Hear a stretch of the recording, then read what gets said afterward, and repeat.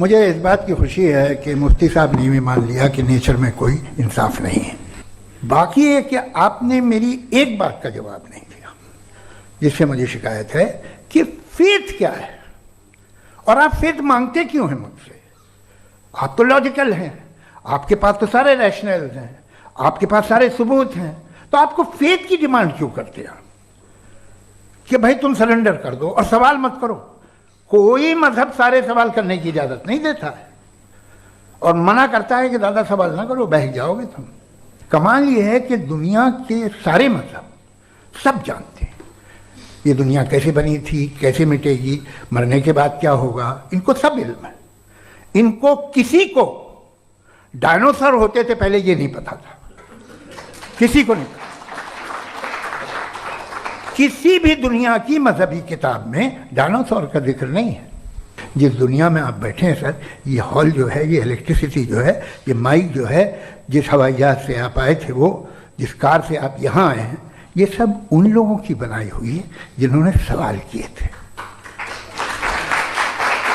ये दुनिया जिसमें आप आज आराम से हैं, ये उन लोगों की बनाई है कि जिन्होंने सवाल किए थे और हर स्टेज पे इन सवालों को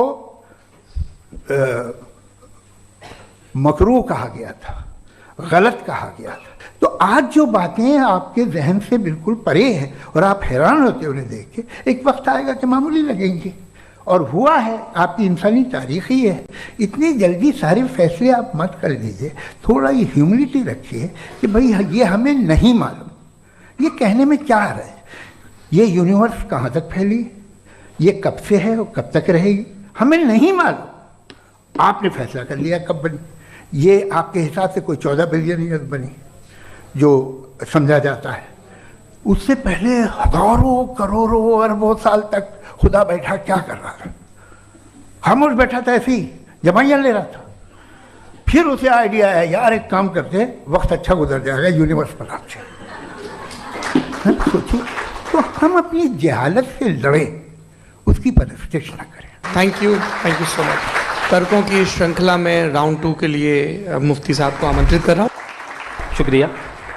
जनाब जावेद अख्तर साहब कई मरतबा दोहरा रहे हैं कि फेथ का मतलब बताइए, फेथ का मतलब बताइए। मैंने बता दिया, फेथ सही भी होता है, गलत भी होता है। और आज हम फेथ पे बात नहीं कर रहे, हम ट्रूथ और डज गॉड एग्जिस्ट पे बात कर रहे हैं।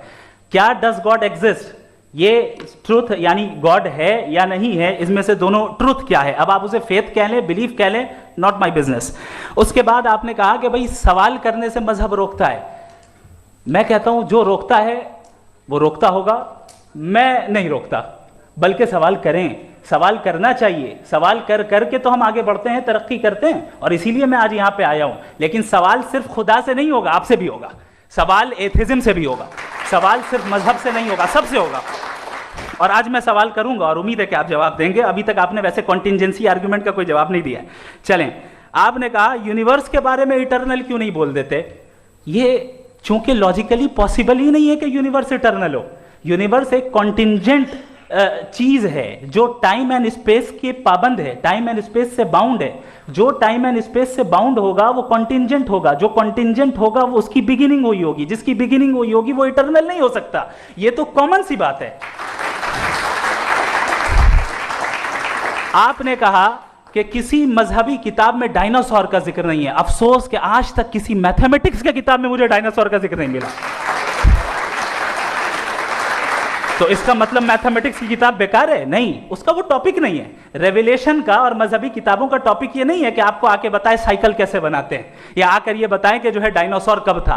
वो तो मोरालिटी सिखाने आया है, गॉड के बारे में बताने आया, नॉन फिजिकल रियलिटी की हकीकत को सिखाने के लिए आया।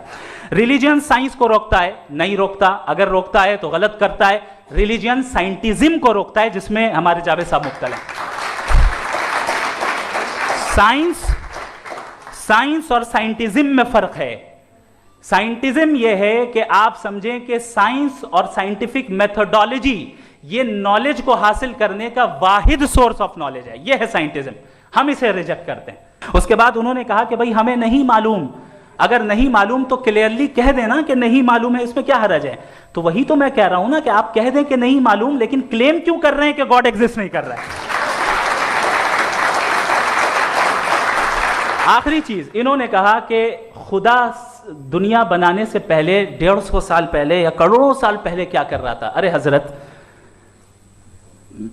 चलें, बहरहाल मैं जवाब दे देता हूं, आप हमारे रिस्पेक्टेड पर्सनालिटी हैं, अगर आप नहीं होते तो मैं ऐसे एंटरटेन ही नहीं करता।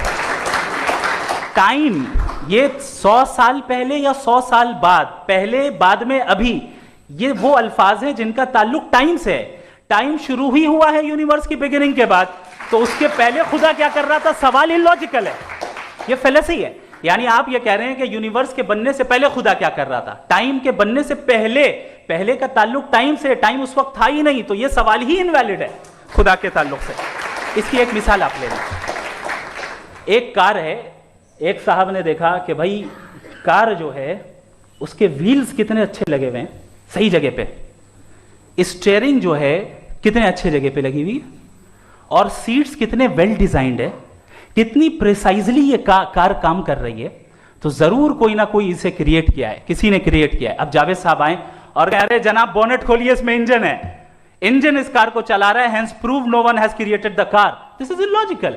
साइंस हमेशा फिजिकल वर्ल्ड की चीजों को ही फिल करती जाएगी और फिजिकल चीजों से ही करती जाएगी, चूंकि एम्पेरिकल एविडेंस का ताल्लुक फिजिकल वर्ल्ड से है।